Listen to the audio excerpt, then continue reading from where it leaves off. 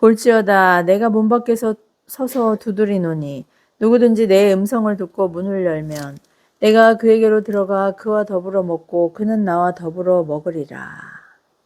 아멘. 오늘 요한계시록 3장 14절에서 22절까지의 말씀, 라오디게아 교회의 식탁이라는 이 말씀의 제목을 가지고 말씀의 은혜를 함께 나누고자 합니다. 목회자들 사이에서 그 농담처럼 하는 말이 있습니다. 목사를 먹사라고 부르는 거예요. 왜 먹사일까요? 잘 먹어야 하기 때문이에요. 뭐 신방이든지 교제든지 뭐 지체들과 함께 그렇게 식사할 일이 많은데 그냥 그 먹는 것이 그렇게 즐겁지 않게 되면은 그게 덕이 안 된다는 것이죠. 뭐 지체들은 정말 정성스럽게 이렇게 목회자들을 대접하잖아요. 근데 그런 귀한 대접을 받을 때 정말 맛있게 먹는 것이 그런 만남이나 교제에 유익이 되기 때문이죠. 그런 의미에서 저는 진짜 목회자다워요. 먹는 것이 은사라고 할 만큼 저는 정말 못 먹는 것이 없어요. 또 호기심도 굉장히 많아서 처음 보는 그런 낯선 음식 일단 한번 도전해보는 스타일이거든요. 최근 몇 년 전부터 미식 가스라이팅이다, 또 미식 고수만 아는 맛이다 라는 그런 이슈로 유명해진 음식이 있어요. 뭔지 아시나요? 네, 평양냉면이에요. 제가 최근 이 평양냉면의 세계를 접하고 나서 하도 딸 앞에서 자랑을 했더니 저희 딸이 이번 주 설교 요약은 분명히 평양냉면일 것이라고 그렇게 맞추더라고요. 며칠 전 친정집에 다녀왔어요. 제가 중학생 때 그 이사한 집이니까 거의 40년 된 그런 짐들이 있었는데 그 이제 짐을 정리하느라 온종일 정말 땀을 많이 흘렸던 것 같아요. 뭐 쓰레기 수거 서비스를 신청했더니 그냥 보이는 것만 정리했는데도 무게만 한 35kg가 나갔어요. 이제 시작인데 말이죠. 아무튼 그날 너무 진이 빠지고 탈수 증상처럼 막 어질어질하고 막 손발이 부들부들 떨리더라고요. 운전하면서 집에까지 오는 것이 너무나 힘들게 느껴졌어요. 그래서 그런데 그때 허기가 막 밀려오면서 시원한 그런 냉면 생각이 간절해지더라고요. 근데 아이러니하게도 저는 이제껏 정말 사람들이 말하는 그 맛있다고 하는 냉면 맛을 보지 못했던 것 같아요.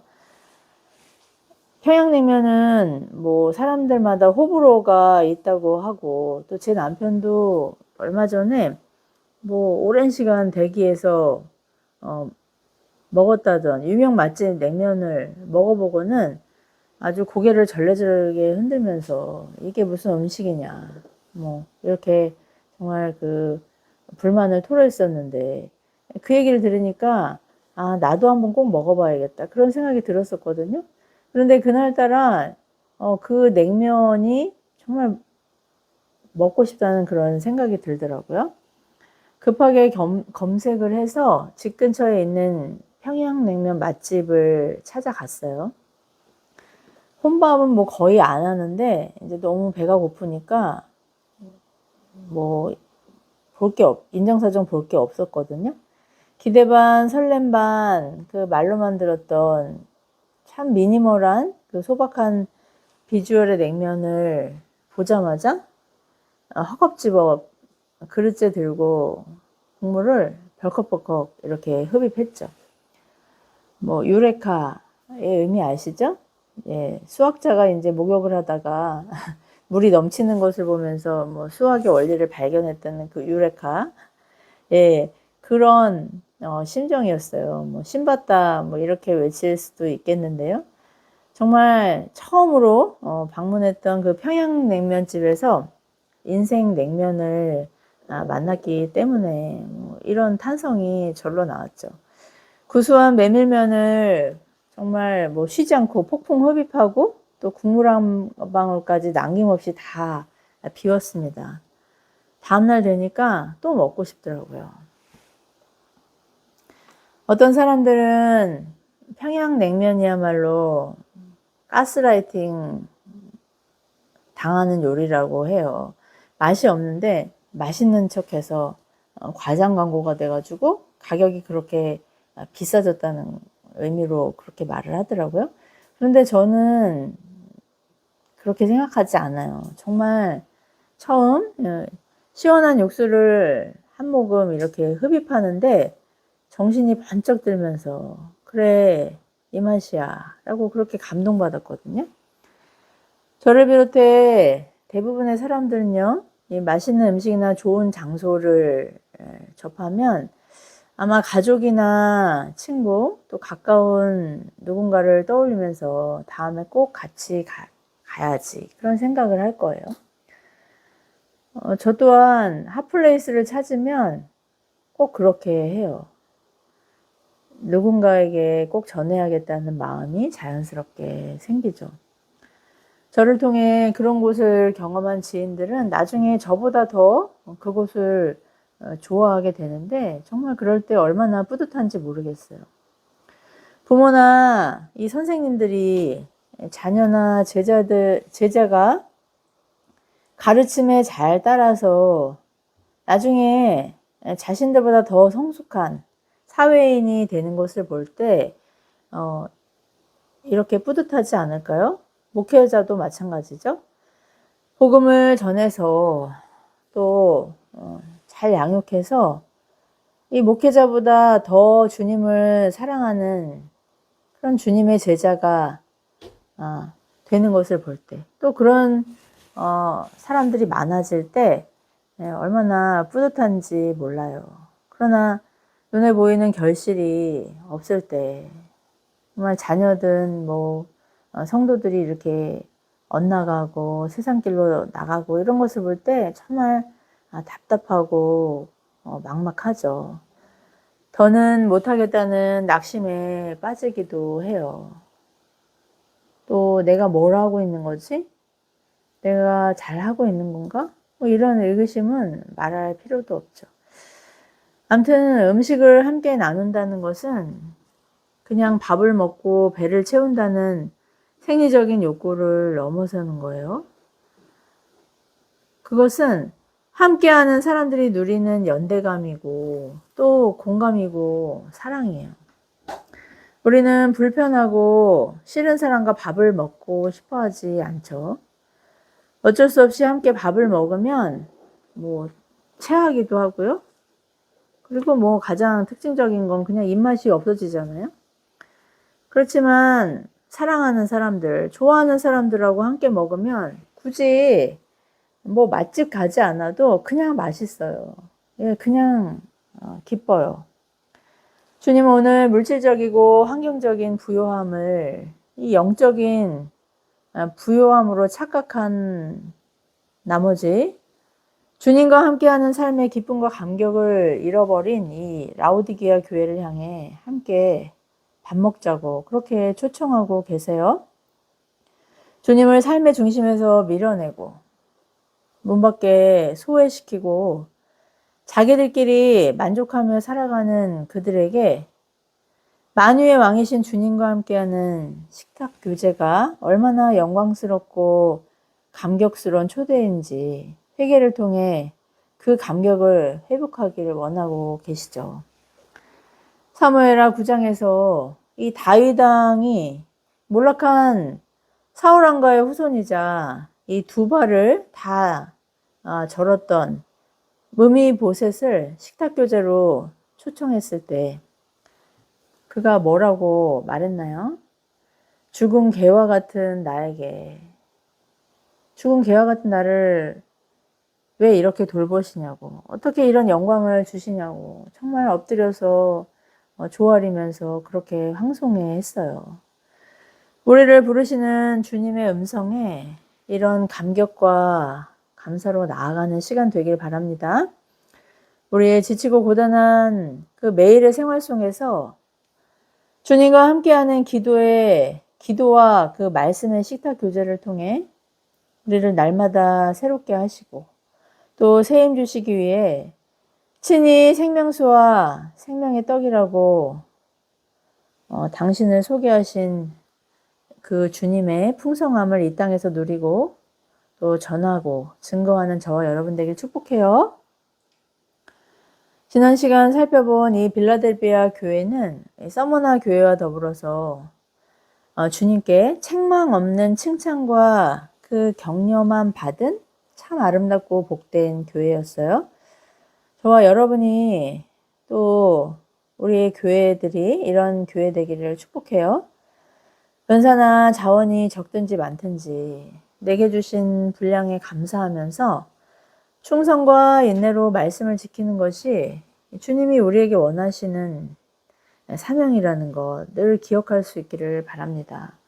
그런데 오늘 우리가 마주하는 이 7번째 교회, 라오디게아 교회는 현재적인 우리 시대 교회의 상태일 수 있어요. 극심한 박해나 순교의 시험보다 오히려 풍요와 향락의 시험 가운데 있기 때문이죠. 우리는 상대적인 빈곤감 때문에 나는 가난하다고 그렇게 생각할 수도 있지만 사실 지금 우리가 누리고 있는 이런 모든 편리함,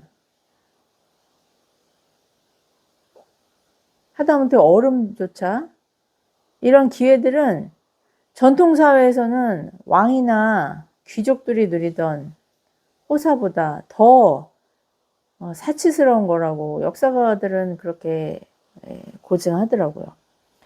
이처럼 풍요의 시험 가운데 도전을 받고 있던 라오디게아 교회는 다른 6교회와 달리 칭찬은 하나도 없이 책망만 받았어요.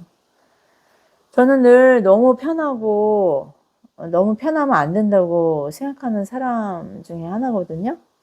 그래서 웬만하면 뭐 엘리베이터 안 타고 계단으로 다니려고 하고 뭐 가전제품도 뭐 보통 20년 써요. 그냥 불편하면 불편한 대로. 사람은 한 20% 부족해야 된다는 거를 지론으로 삼아서 아이들도 그렇게 키웠어요. 결핍과 제약이 도리어 뭐 사람을 살아있게 만들고 정신을 차리게 만든다는 그런 확신이 있기 때문이에요. 이런 경계심을 망각한 이 라오디게아 교회는 눈에 보이는 풍요함에 너무나 익숙해져서 부끄럽고 비참한 자신들의 영적인 실상에 눈이 멀어 있었어요.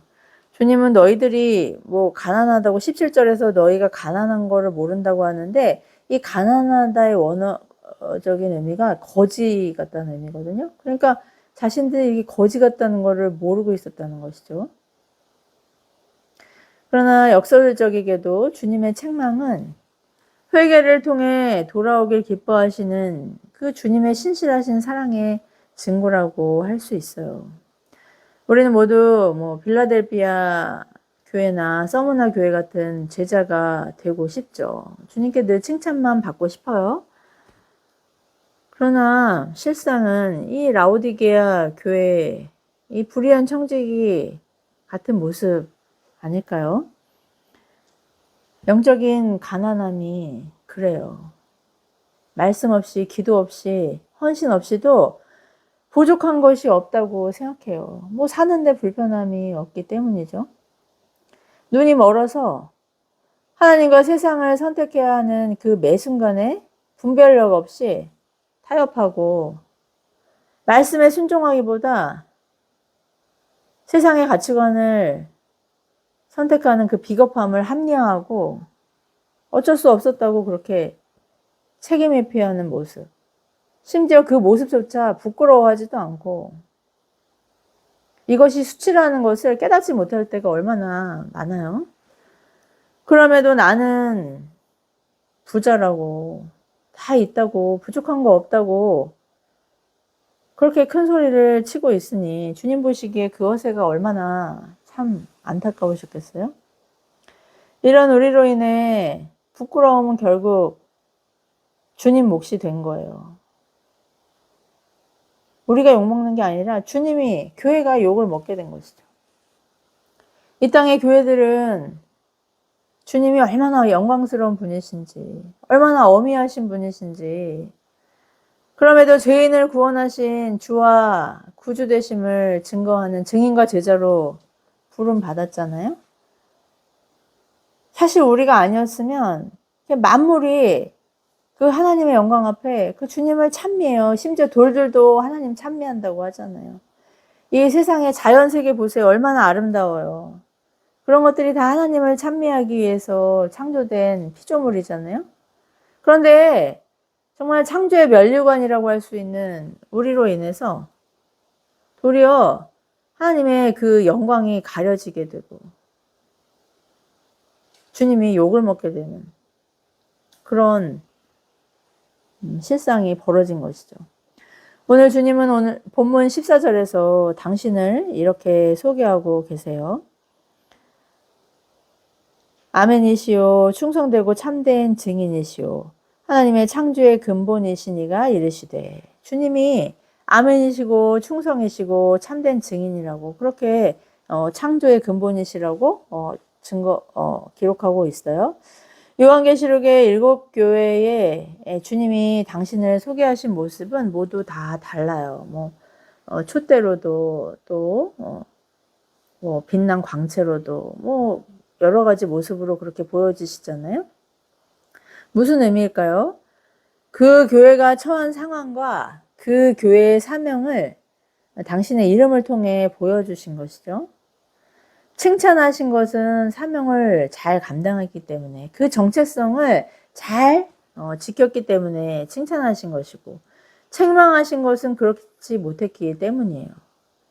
오늘 라오디게아 교회는 이 말씀에 순종한다는 고백의 아멘도, 충성도, 또 주님의 증인의 사명도 모두 잊어버린, 또 창조의 질서대로 살지 않는 그런 불의한 청지기와 같았어요. 그래서 주님은 당신이 누구신지를 먼저 그렇게 선포하신 것이고, 이를 통해 주님의 증인인 교회가 어떻게 충성해야 하는지를 알려주신 것이죠. 우리 각자에게도 사명이 있어요. 제자와 또 증인의 사명을 살되 우리의 매일의 삶 속에서 드러내는 방식은 각자에게 주신 은사와 재능에 따라 또 교회의 형편에 따라 달라요. 이 사람은 이런데 너는 왜 이러냐, 또 저 교회는 이런데 이 교회는 왜 다르냐, 이렇게 할 수 없다는 것이죠. 중요한 것은 바로 본질이에요. 어떻게 주님을 드러내냐는 것이죠. 주님과 함께 살아가는 매일의 우리의 생활 속에서 우리는 말씀에 아멘으로 순종하고 있는지, 또 충성되고 진실한 증인의 삶을 살아가고 있는지 점검할 수 있기 바랍니다. 라오디게아 교회가 있던 이 부르기니아 지역의 이 라오디게아는요, 역사적으로 아주 부유한 곳이었어요. 우리로 치면 강남 부촌이나 천당 밑에 분당이 있다고 하는데, 그런 분당 지역이 이런 곳이었을 것 같아요. 그 사람이 어느 지역에 사는지에 따라서 경제적인 그런 수준을 대략 짐작할 수 있잖아요. 당시 저 라오디게아에 살아요 이렇게 말하면요, 아, 부자 동네 사는구나, 이 사람 부자구나, 이렇게 알아줬다고 해요. 이곳은 고급 흙 양모를 다루는 섬유 산업이 발달했어요. 금 같은 광물 자원과 금융 자원이 풍부했다고도 합니다. 또 의학교가 있었고요. 눈에 바르는 특효 안약이 유명해서 상업적으로도 막대한 성공을 거둔 곳이었죠. 얼마나 부자였냐면요, 주 60년경에 이 지역에 대지진이 발생해서 도시가 폐허가 되었어요. 로마 황제가 원조를 제공하겠다고 하니까 그거를 거절했다고 해요. 우리에게는 로마의 지원 따위는 필요 없다고 그렇게 선언하고는 뭐 그 시 자체 재원으로 도시를 재건할 만큼 그렇게 막강한 부를 자랑했다고 하더라고요. 그러니 얼마나 어깨에 뽕이 들어가 있었겠어요? 나는 아쉬울 것 없다고 하는 사람들 보통 이런 식이잖아요. 겸손에서 비롯된 거절이 아니기 때문이에요. 그 도시에 있던 교회와 성도들 역시 이런 사회적 분위기에 흠뻑 젖어 있었던 것이죠. 그래서 그들이 주님께 이렇게 당당히 선언하고 있다고 주님은 책망하신 것이죠. 17절 말씀에 나는 부자라 부유하여 부족한 것이 없다. 그러나 주님은 뭐라고 말씀하세요? 내 공고한 것과 가련한 것과 가난한 것, 눈먼 것과 벌거벗은 것을 알지 못하는도다. 그들은 물질적인 풍요 속에서 이 제우스를 주신으로 섬기면서 온갖 향락적인 이방 신들도 함께 숭배하는 이 혼합주의의 종교 문화 속에 살았어요. 그런 막강한 부와 타락상 속에서 교회가 세워진 것이죠. 그런데 이처럼 완벽해 보이는 라오디게아에 딱 하나 치명적인 결핍이자 불만이 있었어요. 그게 바로 물이었거든요. 다른 모든 자원은 넘치도록 풍부했는데 자체 수자원이 부족했어요. 그나마 있는 물도 이 석회질과 광물이 너무 많이 섞여 있어서 도저히 식수로 사용할 수 없었습니다. 그래서 그들은 그들의 막강한 불을 이용해서 외부에서 물을 끌어와서 끌어들이는 그 파이프 라인을 설치했어요.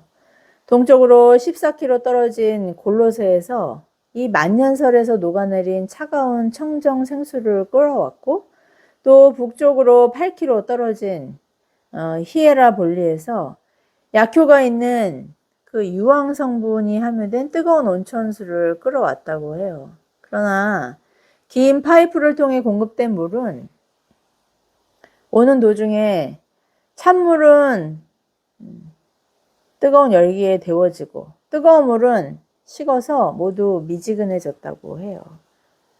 결국 도시에 도착한 물은 뜨겁지도 차지도 않은 그런 밍밍한 역한 맛의 미지근한 물이 돼버렸죠. 라오디게아 주민들은 늘 이런 미지근한 물에 불만과 갈증을 품고 살았어요. 오늘 주님은 그들이 매일 겪고 있는 이 삶의 현장을 정말 기가 막힌 비유를 들어 그들의 영적 상태를 고발하고 계신 것이죠. 16절에 내가 이같이 미지근하여 뜨겁지도 아니하고 차지도 아니하니 내 입에서 너를 토하여 버리리라 라고 말씀하신 것이죠. 여기서 이 골로새서의 찬물은 목마른 사람의 갈증을 해소하고 기력을 회복시키는 신선한 생수예요. 또 히에라볼리의 뜨거운 물은 아픈 몸을 치료하고 회복시키는 온천수였어요. 찬물은 찬물대로 뜨거운 물은 뜨거운 물대로 각자의 뚜렷한 유익과 목적이 있었던 것이죠. 그런데 지금 라오디게아 교회의 영적인 상태는 이 두 가지 효능을 모두 상실해서 그런 미지근한 물과 같다고 말씀하시죠. 우리가 복음을 전해서 잃어버린 영혼들을 주님께로 돌이키는 생수의 기능도 또 상처 입은 영혼을 돌보고 치유하는 약수의 기능도 잃어버린 것과 같아요. 그러니 아무데도 쓸데없고 구역질나는 무리니 토해버리겠다고 주님이 준엄하게 책망하신 거예요. 그러나 여러분, 자비로운 주님이 이렇게 정말 무서운 책망을 하신 이유가 무엇일까요? 너는 이제 끝이다. 너를 버리겠다는 심판 통보입니까? 아니잖아요. 여전히 우리를 사랑하시기 때문이에요. 19절 말씀에 물은 내가 사랑하는 자를 책망하여 징계하노니 그러므로 내가 열심을 내라 회개하라 이렇게 말씀하시잖아요. 주님은 사랑하지 않는 자는 방임하세요. 로마서 1장 26절 27절의 말씀처럼 순리를 영리로 바꿔 쓰는 남자와 여자가 하나님이 남자와 여자로 지으신 그 목적 창조 질서를 거스르면서 남자가 남자끼리 여자가 여자끼리 이렇게 그릇된 정욕 가운데 빠진 모습을 하나님께서 내버려 두신다고 하신 이유가 뭐예요? 그냥 원하는 대로 하게 내버려 두는 게 뭐예요? 그 부끄러운 가운데 내버려 두는 거, 이게 바로 징계라고 말씀하시는 거예요. 부모가 자식을 사랑하면 부지런히 징계한다고 잠언 13장 24절은 말씀하죠. 부모가 하다 안 되는 자식, 미운 자식, 버린 자식은 어떻게 해요? 더 이상 매를 대지 않아요. 그냥 내버려 두죠. 그런 거예요. 사랑이 없으면 관심도 없고 간섭도 하지 않습니다. 주님이 우리를 책망하시는 것은 아직 기회가 있다는 뜻이죠.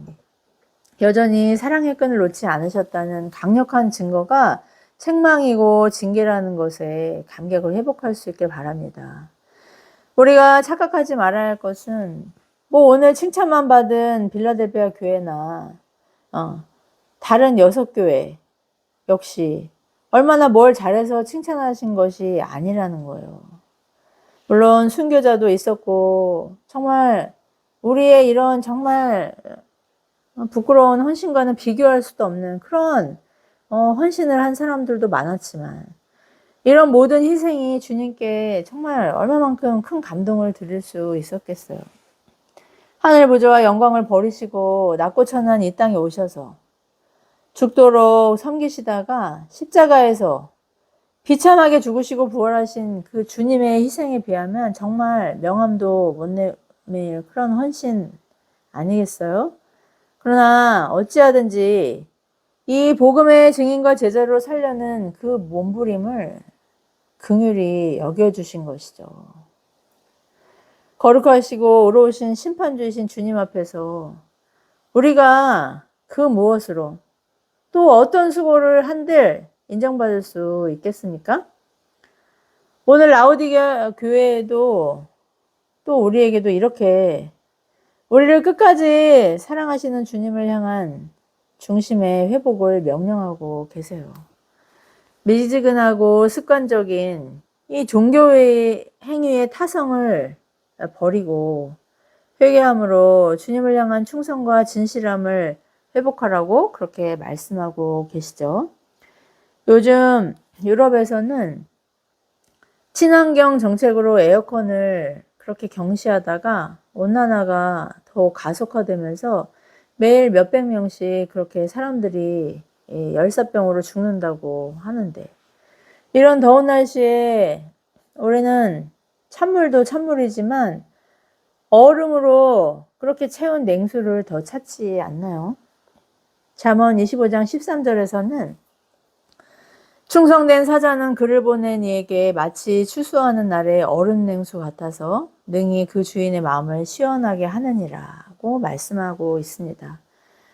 차가운 평양냉면 한 그릇으로 잃었던 기력이 보충되는 것을 그렇게 맛보았던 저처럼 주님은 말씀을 듣는 우리에게도 주님의 마음을 시원하게 해드릴 얼음 냉수 같은 증인과 제자가 되라고 말씀하시죠. 우리가 만나는 사람들에게 그리고 그 누구보다 먼저 우리를 구원하신 주님께 생명의 활기와 시원함을 전하는 그런 삶을 살아가고 있는지 아니면 미지근해서 토할 것 같은 그런 불쾌감을 주고 있는 것은 아닌지 정직하게 우리 자신을 성찰하는 시간 되기를 축복합니다. 이렇게 회개하고 주님을 향한 처음 사랑, 그 불길 같은 열정과 생명력을 회복하고 끝까지 충성한 사람들에게 주님이 무엇을 약속하고 계십니까? 우리 20절 말씀 한 목소리로 합독해 볼까요? 볼지어다 내가 문 밖에 서서 두드리노니 누구든지 내 음성을 듣고 문을 열면 내가 그에게로 들어가 그와 더불어 먹고 그는 나와 더불어 먹으리라. 이 말씀은 보통 전도 집회나 불신자에게 예수님 믿으라고 초청할 때 많이 인용하는 말씀인데요. 사실은 오늘 본문의 1차 수신자인 그 예수님 믿는다고 모여서 예배하는 라오디게아 교인들에게 하신 말씀이에요. 충격적이지 않습니까? 만유의 주인이시고 또 그 무엇보다도 교회의 주인이신 주님이 문 밖에 계신 거예요. 지금 문 열어달라고 집주인이 집 안에 있는 종들에게 그렇게 문을 두드리고 있는 상황인 거죠. 그들은 모여서 화려한 예배당을 짓고 뭐 명품 옷을 입고 뭐 부의 상징인 그 벤띵을 타고 와서 재력을 과시하면서 우리가 최고다. 우리 교회가 제일 좋다. 부족한 것이 없다. 이렇게 떠들썩한 종교 생활을 했어요. 그러나 정작 그 중심에 주님이 계시지 않았던 것이죠. 주님이 없어도 교회가 완벽하게 돌아가고 주님 없어도 얼마든지 사는데 불편함이 없고 심지어 유명 목회자가 도리어 그 교회의 주인 행세하는 그 교회에서 주님이 문 밖에서 문 열어달라고 그렇게 문을 두드리고 계신 거예요. 이게 교회의 비극이라는 거예요.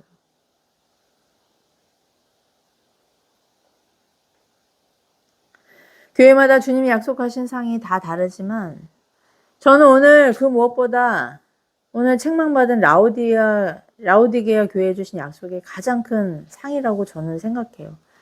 주님과 함께 하면서 주님과 함께 식사하는 거, 주님과 함께 교제하는 것 말이죠. 주님과 함께 그 보좌에 앉는 거, 또 상속자로 통치자로 주님과 동역하는 거, 이거 정말 감격스럽고 정말 감지덕지하고 영광스러운 주님의 상급이지만 저는 무엇보다 그런 것이 없어도 주님과 함께 먹고 마시고 교제하는 그 영원한 삶, 이게 저는 진짜 하나님 나에게 주시는 상이고 천국이라고 생각해요. 요한계시록 21장 4절은 사랑하는 가족이나 친구를 죽음으로 이별한 사람들에게 또 언제나 저에게도 위로가 되는 말씀이에요. 우리 요한계시록 21장 4절 말씀 한번 찾아볼까요? 계시록 21장 4절 말씀입니다. 4절 말씀 우리 한 목소리로 합독하겠습니다. 모든 눈물을 그 눈에서 닦아주시니 다시는 사망이 없고 애통하는 것이나 곡하는 것이나 아픈 것이 다시 있지 아니하리니 처음 것들이 다 지나갔습니다. 새하늘과 새 땅, 새 예루살렘은 우리가 꿈꾸고 소망하는 많은 축복을 약속하는 창조세계의 회복이에요. 슬픔도 눈물도 아픔도 이별도 없는 그런 곳이라는 가장 이상적인 상을 약속하고 있죠. 그렇지만 그곳에 만약 주님이 안 계시다면 여러분 그게 무슨 의미가 있겠어요?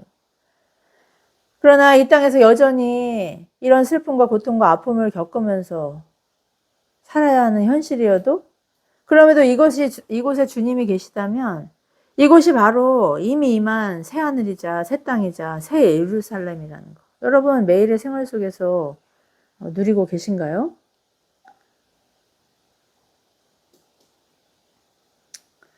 마침내 주님의 때에 반드시 임할 그 나라를 이 땅에서 우리가 맛보고 있는 이 새 예루살렘을 맛집 홍보의 열정의 반의 반만큼이라도 전하고 살아내는 저와 여러분 되게 축복합니다. 생수이자 생명의 떡이신 주님을 우리가 먼저 풍성히 누리고 이 감격과 기쁨을 성김과 나눔을 통해 선명하게 보여줄 수 있는 얼음 냉수 또 평양냉면 같은 저와 여러분 되기를 예수 그리스도의 이름으로 축복합니다. 기도하시겠습니다. 사랑과 은혜가 풍성하신 하나님, 아멘이시오, 충성이시오, 진실한 증인이시며 창조의 근원 되신 예수 그리스도를 나의 주님으로 고백하며 주님과 매일 정말 풍성한 식탁 교제를 누리며 주님 주신 은혜 안에서 저희를 소생케 하시고 또 그 힘을 얻어 세상으로 나아가 증인된 사명 넉넉히 감당하게 하실 주님을 더욱 찬양합니다. 말씀을 통하여 주님 우리의 지난 시간들을 돌아보게 하시고 회개하게 하시고 돌이킴을 통하여 다시금 주님을 우리 삶의 중심으로 모시고 주님의 말씀에 순종함으로 우리의 삶을 통해 예수 그리스도가 나의 주와 구주 되심을 증거할 수 있는 진실한 증인으로 승리하는 저희 모두가 될 수 있도록 은혜를 더하여 주시옵소서. 하나님께도 사람들에게도 얼음 냉수와 같은 정말 그 영혼을 소생시키는 정말 차갑고 생기 가득한 냉수 같은 또 그 영혼을 돌보고 치유하는 그런 효능이 있는 그 온천수 같은 우리 모두가 될 수 있도록 하나님 성령 충만으로 우리를 붙드시고 동행하여 주시옵소서. 모든 말씀 보배롭고 존귀하신 충성된 증인 되시는 예수 그리스도의 이름으로 간절히 기도드리옵나이다. 아멘.